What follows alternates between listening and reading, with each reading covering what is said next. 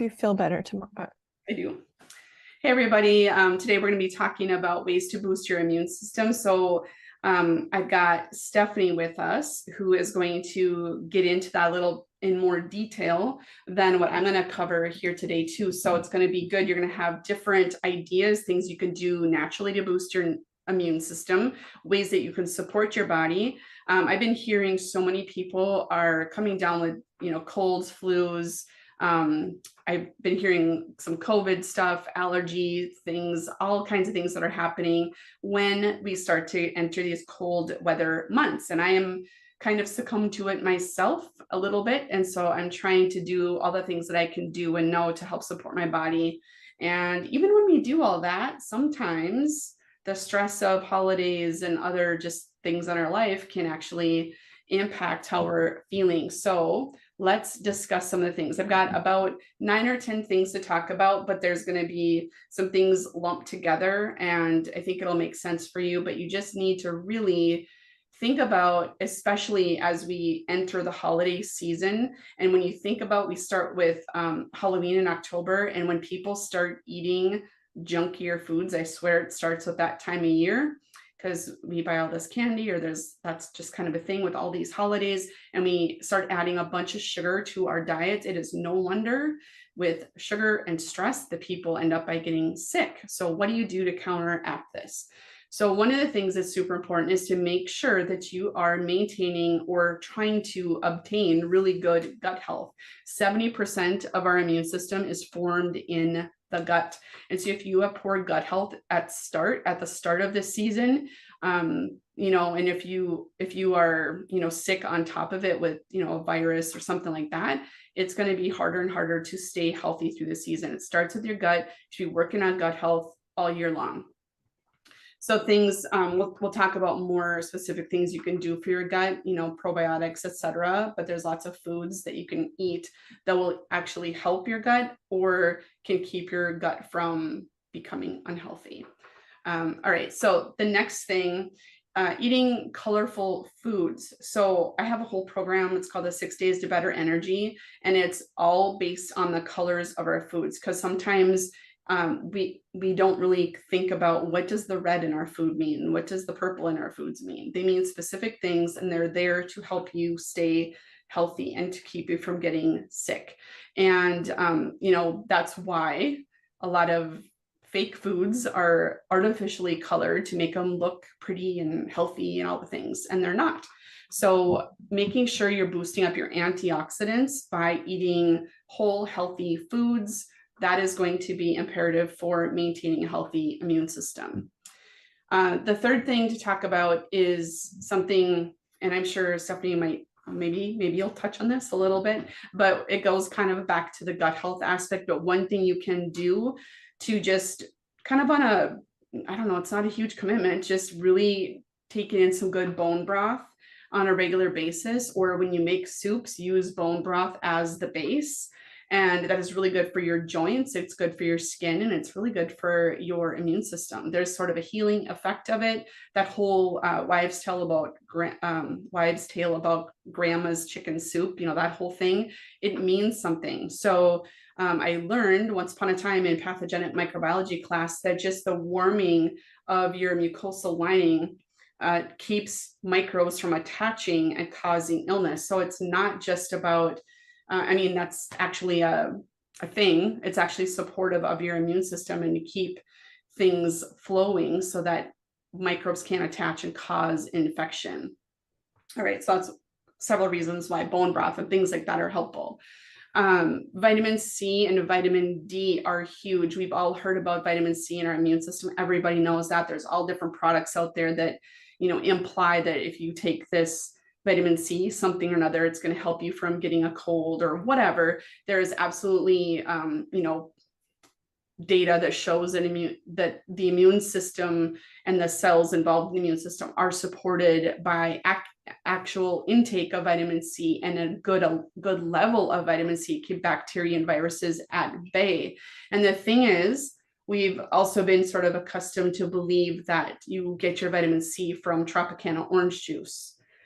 That's not probably where you need to get it. Yes, oranges, citrus have good vitamin C, but also berries, red and green pepper, kiwi, kale, cauliflower, broccoli, Brussels sprouts. Those are also very good for some of the other things that I've talked about and that Stephanie will be talking about. So it overlaps. It's not just orange juice. Okay. And also orange juice is going to not be good for other reasons, sugar reasons and things like that. And we need the fiber as well. And vitamin D is in your immune cell receptors. It is written up in pretty much every body system, anything that has to do with maintaining health, vitamin D is going to show up. So get your D, all right? Get your D, take a supplement. Probably if you live in the northern latitudes, you probably need some supplemental D. D3 specifically, you need that probably through the dark winter months, but you can get it through some fatty fish. You can get it through like different fish liver oils and things like that. But honestly, in my neck of the woods, I feel like everyone's deficient. So supplementation comes into play. B vitamins. So I mentioned in the beginning talking about holidays, and kind of starts in October where we are, there's all kinds of busyness of life. Kids go back to school, all the different activities. We become more and more stressed, even though Halloween is fun, family time is fun at Thanksgiving, planning for, holidays, decorating, baking, all the things are super fun and exciting for a lot of people. But it's also very stressful, even though you don't mentally maybe think it's stressful, it actually can be very stressful. And if you are low in B vitamins, or you're burning through those B vitamins from the foods that you're eating, or you're not eating very healthy, nutritious foods on a regular basis, you're going to be deficient and you're going to have low energy and you're not going to feel well. So it's just as one thing begets another thing. Everything flows together. You need to do a little bit of all of these things on a regular basis to help maintain that immune system. And then let's talk about what to avoid. I mean, it's pretty obvious. Get rid of the refined carbohydrates, crackers, chips, popcorn. I don't care if they're whole wheat. That doesn't make them healthier. There's lots of other stuff in them that is not going to be good. There's going to be processed oils, which you want to stay away from as much as possible. When you're baking, try to use as good quality ingredients as possible. So for example, not in your best interest to use hydrogenated oils like a Crisco type of thing, or margarine. Do not use those types of things. Those just damage our cells. It impedes the immune system. It just does nothing good for your overall health this time of year or any time of year. And then what happens when we have holidays and we're traveling and we're hosting or entertaining, we're going to bed late. We're staying up all hours of the night. We're getting up early to prep for dinner. We're not probably staying hydrated. We're definitely not managing our stress. There's all kinds of things that we need to, consider, but it's a lot of things to juggle in this busyness of life. So pick some things, start where you're at, go for the things that that you will do consistently, and then just build from there. So it's just kind of a slow process, or can be a slow process when you're trying to make changes and to try to keep yourself healthy. But you got to start with one thing and build from there. So now I think that there are some things that Stephanie will dig into that's a lot more detailed about what I just talked about, give you more information on that. But it'll be really interesting to see how it all ties together. And she's going to give you some extra information as well.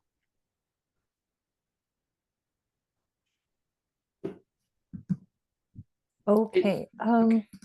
Getting the slides up. Give me just a second here. Oops. Okay. So you can see that okay? Yes, that looks perfect. Okay. Thanks for having me, Tiffany. I really appreciate it. My name is Stephanie. Tiffany has been a mentor and friend to me. And so she helped me get my nutritionist license. So thank you for that. And thanks for having me. You're welcome. So nutrition for optimal immunity. We're going to first talk about being resilient and understanding that resilience allows our bodies to remain in that state of health or recover more quickly after exposure to a virus detrimental bacteria or even toxins, but mostly we're talking about getting through cold and flu season, right? And I guess now probably what they call COVID season. So both our mental health and immune system are dependent on a strong and resilient microbiome. And building resilience doesn't necessarily happen overnight. There are things you can do to support your overall immunological resilience. First of those is managing your gut health and understanding that those little microbes that inhabit your gut are a little community that influences both your physiology and your susceptibility to getting sick. The gut microbiota should be very diverse and will vary between individuals. It's very dependent upon how your life started out even before birth. And it can change over time, especially depending on a stage of development in your life and your progression of any particular disease, chronic illness that you might have. So you have all these trillions of little guys that we need to take care of. So regular intentional practices that support your gut health can help set this strong foundation and support your body's resilience to fight off these little foreign bugs that are making us sick. All right, so then you have how nutrition affects your immune system. Obviously, optimal nutrition is ideal because it does support your immune system functioning properly and giving a proper response to any sort of bacteria that might enter. Okay, and so we have all the vitamins, basically. Zinc, very important. N-acetylcysteine or NAC is very important. Quercetin and your omega-3 fatty acids. So for example, Tiffany talked about vitamin C, right? It's not only necessary for making collagen and improving the life cycle of skin cells, which might be what we might want as we age, but the skin is one of your barriers to your immune system. Or a barrier to a pathogen entering your system, I should say. So we want healthy skin function, right? Again, iron is also essential for creation and growth of skin, your digestive lining itself, where that 70% of your immune system is housed, and then blood vessels and more. Vitamin A and zinc are also important for the structure and function of skin and mucous membranes. So we want the mucosal lining to be healthy, as Tiffany said. And then vitamins D, A, B6, B12, and folate, they're all essential for keeping a healthy balance of gut bacteria. Vitamin C and E act as antioxidants, and they can help to protect cell membranes from damage caused by free radicals. So that would be important throughout the season, just because you need healthy cells to have a healthy body. So if your body is trying to fix your cells, it's not going to be able to focus so much on keeping those bugs out. And then vitamin D, as Tiffany mentioned, is very important. It's actually been shown to be protective of lung infections. So that would be important for any upper respiratory stuff going on throughout the season. Just to And then add, go ahead. I was just going to add to that with the vitamin D. If you have reasons not to do this and your doctor has said to be wary of D for whatever reason, I'm not sure what that would be. But if you've ever been told that, then, take this with a grain of salt. But I have had people on their own tell me that I've been working with, they're like, I was starting to feel a little under the weather. And then I had some extra D. So I took like a bunch of D, and, within a couple of days, their symptoms started to subside. So it's insane how quickly some of this stuff can help if if you have it or whatever, if you start feeling symptoms of a cold or whatever. Sometimes a little bolus of D has helped people. And like I said, I've had people that I've been working with just show up and say, I was feeling sick the other day and this is what I did. And it made a big difference. And, I don't know that that's cut and dry that always happens, but I think, it's a safe thing to do for a couple of days or something like that, taking extra. I don't know if you've had people Right. say that to you, but It is, and it's actually been shown in COVID to at the onset, if you can dose high for a couple of days. I have a whole thing on that. So I don't know the exact amount of days and the exact amount, but a higher dose for a couple of days at the onset of COVID has been very helpful for people in keeping it from getting worse. right. So definitely. And then aside from that, supplementation, if you're getting these nutrients from your diet, you don't have to worry about overdosing, because the vitamin A, D, and E, you really want to be mindful of those, because you can overdose on them or not. I don't know if overdose is the right word, but you can take too much and it can be detrimental. So you want to always make sure that you're testing, especially D, because that's common for most people to take. You should be testing for that at least once a year to make sure that you're not too high. I've only seen it once where it's been even high, period. Like not even past the normal range, but just in the upper end. I've only seen it that way one time, but wow, I'm sure it can happen. I'm sure, yeah. So then we want to make sure that you're getting enough micronutrients, which is your vitamins and minerals, right? And you can test your micronutrient status, with Tiffany, and she can help you figure out what specific nutrients you might be in need of. But in the scientific research and clinically, it's very well established that micronutrient deficiencies or deficiencies in vitamins and minerals, it's the same thing, but sometimes micronutrients is confusing. So vitamins and minerals, it can affect your immune system poorly, and predispose you to infections. So you just want to be mindful of that piece. So when you get exposed to that pathogen, your body might lose some of those micronutrients because it's using them, right, to help your body fight it off. But that can also cause the immune system to become more active. So you just want to be mindful of that. So adequate intake from real nourishing food sources is really essential to both prevention and aiding in recovery from any type of infection. And then probiotics. These are live microorganisms, right? We all know that piece. Some really great food choices is sauerkraut or kimchi, or kefir or kefir. Not sure how anybody says it. I usually say kefir. But interestingly, for sauerkraut, that 1 tablespoon of sauerkraut, which is a great way to start eating it, is add just a little bit of a side piece to your meal. That can provide you around 10 million to 10 billion colony forming units of probiotics. And after 7 days of fermentation, the vitamin C content in the sauerkraut is increased by 600%. So it's a really great functional food to consume. And this isn't canned sauerkraut.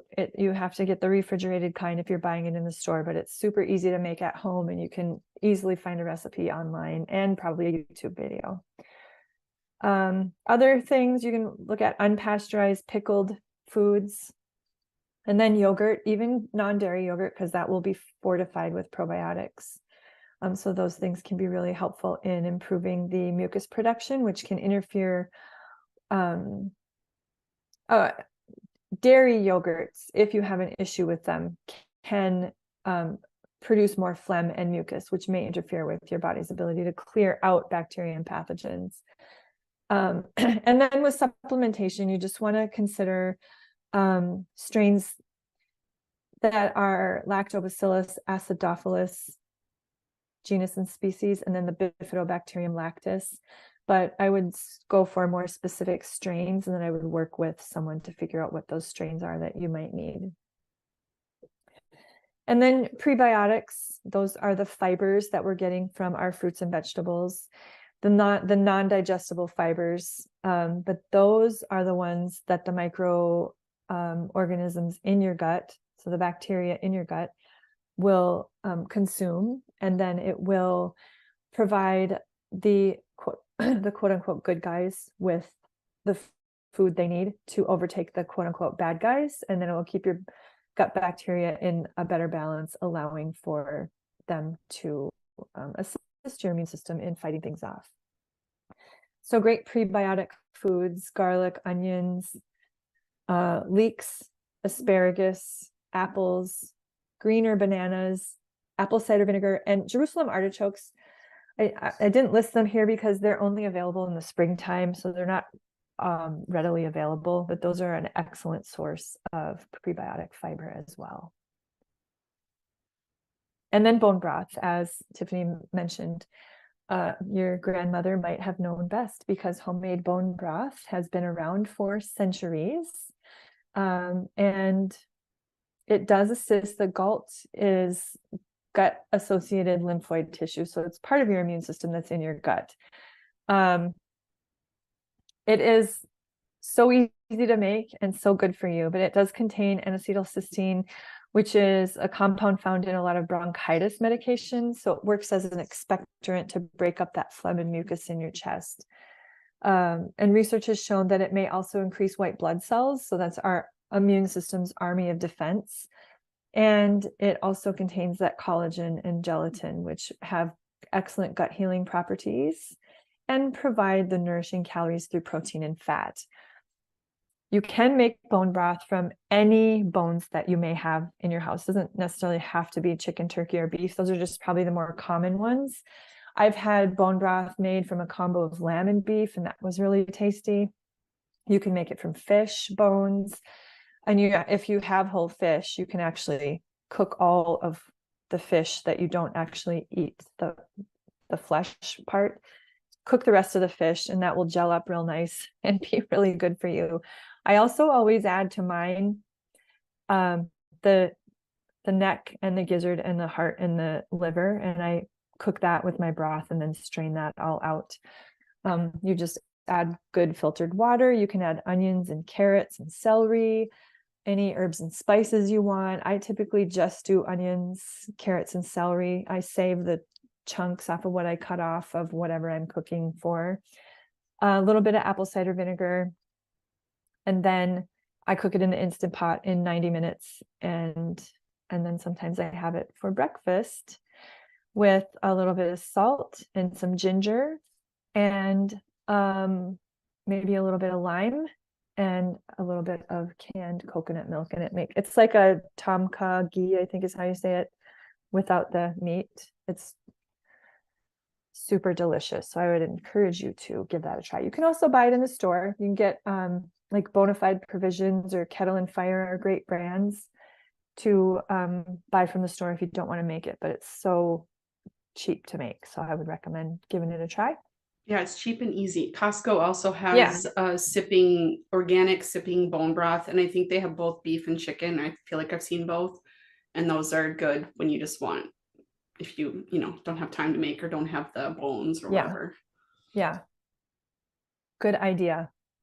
All right. And then again, micronutrient status. You want to make sure that you're getting your nutrients from real food first, if you can, because you're getting all the minerals and vitamins in the right forms and in a synergistic combination, so that you're not overdoing one over the other.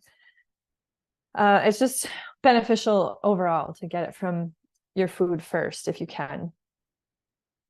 And vitamin D, again, research has shown that vitamin D plays a role in the immune function and our ability to fight infections by both modulating your immune system responses, both of them, your innate and your adaptive immune system.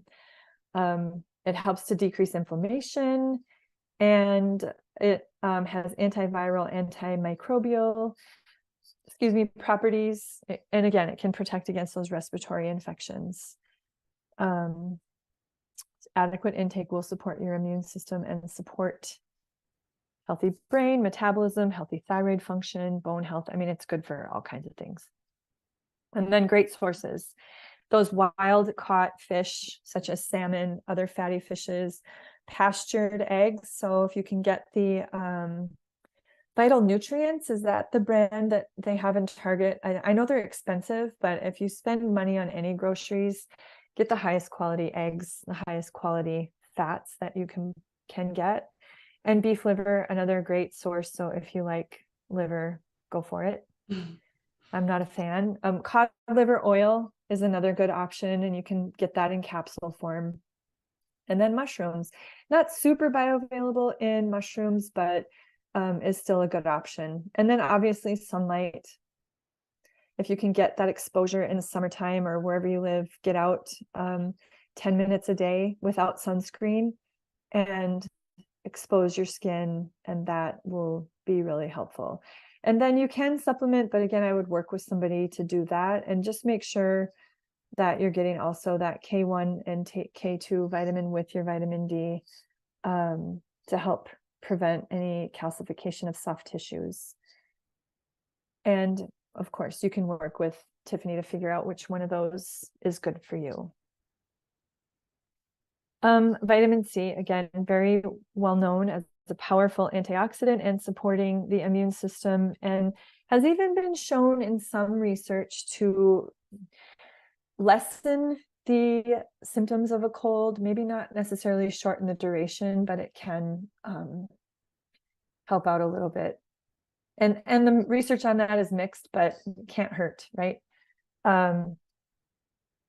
But low levels of vitamin C leads to an increased susceptibility to viral infections and compromised immune health. So you want to make sure that you're getting good sources of that.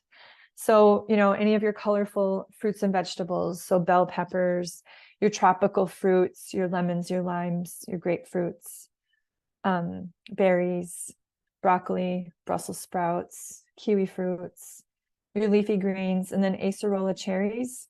So you can maybe buy frozen cherries and have that as a little, heat them up in the microwave or something for a little dessert with a little bit of coconut cream or something. I love that you have cauliflower. Sorry. I love that you have cauliflower there, because I've heard many times people say, oh, well, I don't even really like cauliflower, but there's nothing nutritious about it anyway. It's just white. So people have a very misconception about, yes, color is really important, but also white foods. And this is kind of that's a good thing. And a great way to eat cauliflower is to roast it, because it'll bring out a little bit of the natural sweetness. And you can cut it up into florets, and then toss it with some olive oil, sprinkle it with some salt or any other seasoning that you want. A lot of people will put buffalo sauce on it. You can make it delicious. And then zinc, we know that's powerful for colds. It's also really has been shown, zinc lozenges in particular have been shown to coat the mucous membranes in your nose and throat to help prevent viruses from even getting past that. It's been recommended in COVID to do that. It's just powerful antioxidant, and it is needed to activate certain immune cells, and a deficiency is associated with that impaired immune function, helping to increase the risk of infection, such as pneumonia, in certain groups of people. But deficiency is also associated with a decrease in immune cell development. So it just kind of can make your immune system not work as good as it should. And then great food sources. Seafood, great source of zinc, especially oysters, and grass-fed beef, so 100% grass-fed beef, dark meat chicken, raw pumpkin seeds, yogurt, and that I would say is dairy yogurt, not dairy-free, raw cashews, and chickpeas. But then you could go, if you're really super into cooking, you could make yogurt from raw cashew milk and see how that goes. I've tried making yogurt. I'm not great at it. So if that's something you like to do, you can give that a try. I haven't made it, but yeah. And chickpeas, you can throw those into a sheet pan of vegetables, and that's another great way to get some protein and some fiber and a source of zinc. And then I would be cautious with supplementing, because long-term zinc supplementation may cause a copper deficiency. So you want to be really mindful of that. And then quercetin This is a plant compound, and it has been shown to reduce the incidence and severity of upper respiratory tract infection symptoms, but may be very immune supporting when combined with vitamin C. And so getting them from foods, you're getting both together. So apples, berries, the brassica vegetables, capers, and capers is the outside part of the caper. That's why that's starred, because I think it's special. You're having a special part of the caper. Then grapes, onions, and shallots. And then tomatoes, nuts and seeds, black tea, oranges, obviously, great source of vitamin C, but also contain quercetin, and then honey and red onions. And the highest concentration of quercetin is found in the outermost rings of the onion, and then also the part that's closest to the root. So not that you're going to skip the middle part, but the other parts are higher in quercetin. And then that highest concentration of quercetin is found in those in food sources is 234 milligrams per 100 grams of raw capers. So that's the starred part. So that's a lot of capers. Well, actually, it's grams, so that's probably not that many capers. So a great food if you like the taste of capers. And then black and green tea, they are from the same plant, and they are a great source of, I believe it was quercetin. They have the polyphenols that help support the healthy gut microbiome and helps to bind a virus and reduce the ability for the virus to replicate. So consuming tea, 1 to 2 cups a day, can be really helpful. And then omega-3s, your polyunsaturated fats, they are the essential fatty acids. So that's the ones that the body cannot produce. And that is your EPA and DHA, which generally come from fish. So if you're not a fan of fish, you probably are going to need to supplement.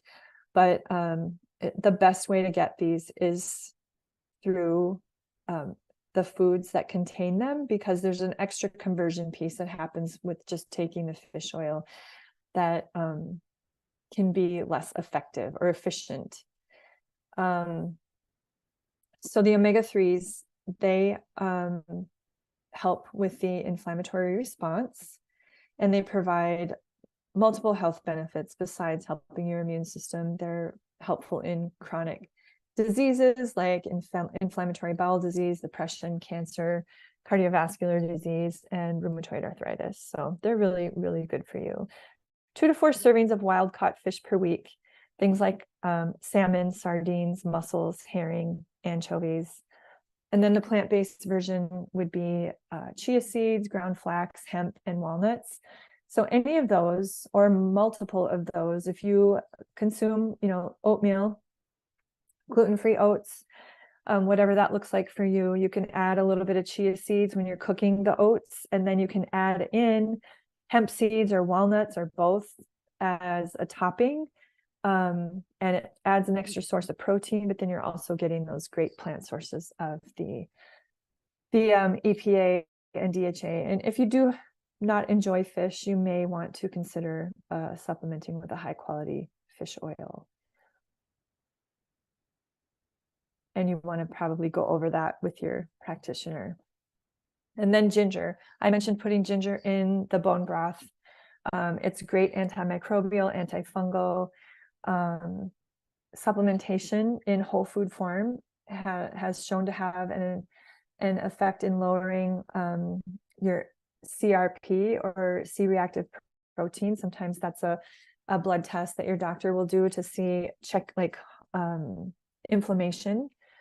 And it also lowers the immune cells that are inflammatory.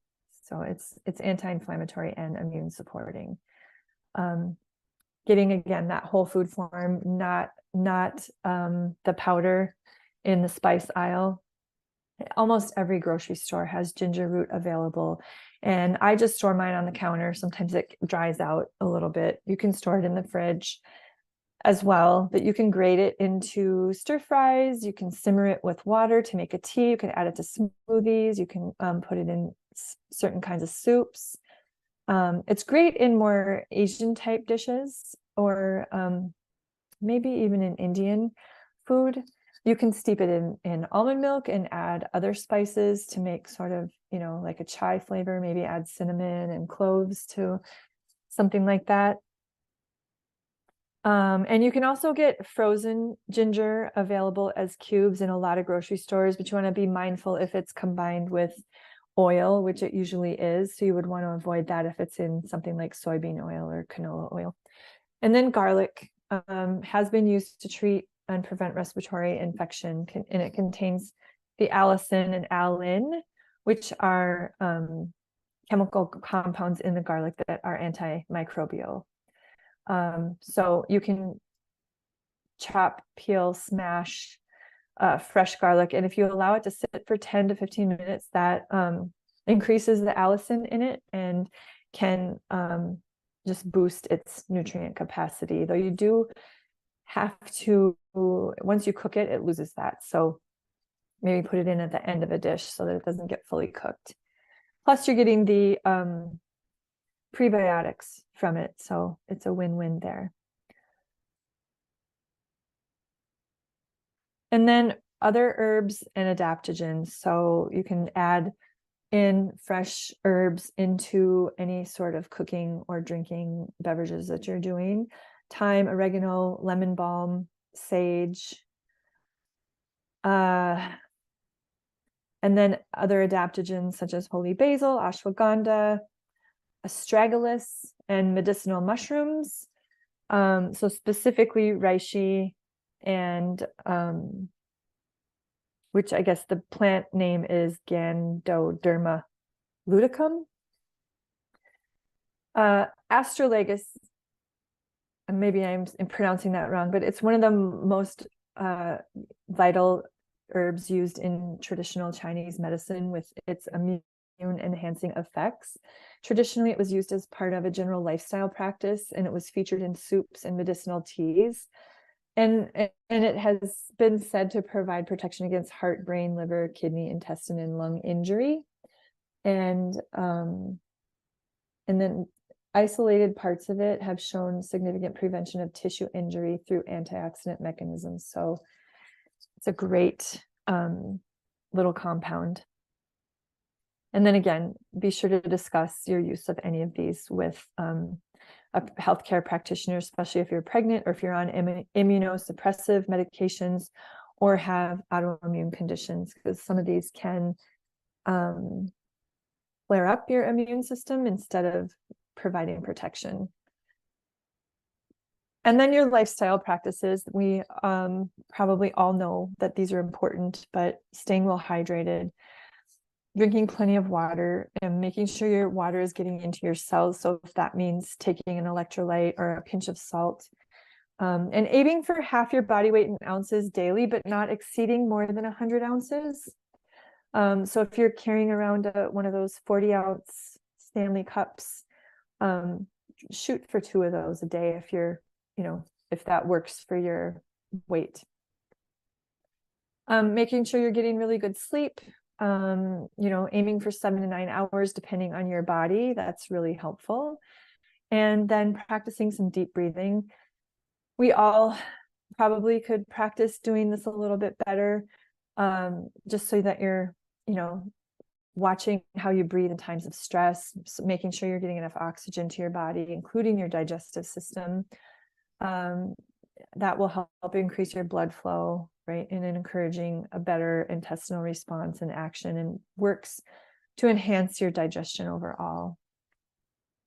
And then physical activity. Your immune system is definitely affected by your physical activity. So you want to try to get in some regular exercise that you enjoy. It doesn't have, doesn't have to be something that kills you each time, but just getting moving, aiming, for those 10,000 steps a day. There's really something to that. And so then what this looks like on a healthy plate, you're looking at a quarter of your plate being those high quality proteins, both plant and animal sources, and then 3/4 of your plate being plants. You know, those whole grains, nuts and seeds.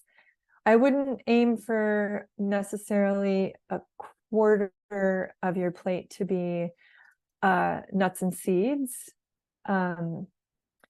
But, you know, thinking about more of a whole grain, so maybe a brown rice or a quinoa. And then, you know, the other half of your plate, fruits and vegetables. So the more vegetables you can get in, the better you are for feeding that microbiome. And then using a side, having a little side of some sort of fermented or pickled vegetable. And maybe you're making a soup with bone broth. And, you know, your healthy fats in small amounts as well. So looking at olive oil, I would use walnut oil as a salad dressing potentially. Your cod liver oil, you're not cooking with that. And then grass-fed butter or ghee you could cook with. I would even say coconut oil is okay in this situation as well. And I think that is it. So this is where you can reach me. If you have any questions, you can check me out here. Then I see I spelled podcast wrong, but I do have a podcast called Help for Hashimoto's. So you can check that out.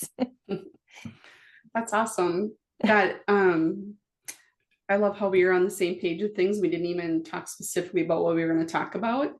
Yeah. And then you just, you know, enhanced, you know, there's more details about what we were going through. So that kind of tells you if you're, you know, trying to be in the health space, there are some just back to basics types of things you can do. And you're not going to do it by fast food, drive through, food delivery, whatever. You have to kind of, you know, start looking at whole foods more, you know, more often than not. You know, it's to start where you're at and build from there. It all goes back to the basics. So Yeah, that's exactly it. And just a note on the hydration thing. I realized this when I was just recently traveling.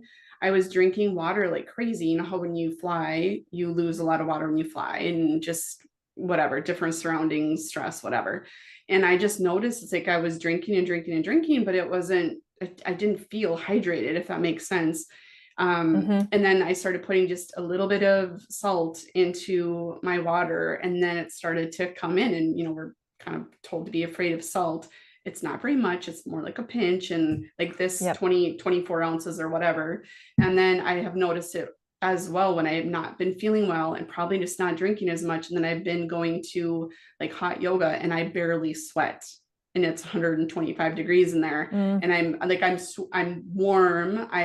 There's dampness, but not like normal. So that's a sign that you're not fully hydrated either. I just noticed that. And it's like, even if you're drinking, if you don't have the electrolytes to get it into the cells, it's not functionally hydrated. You know, you're not functionally hydrated. So just a note on that. So anyway, good information, Stephanie. Thank you very much for helping out. Thanks for having me. Yeah.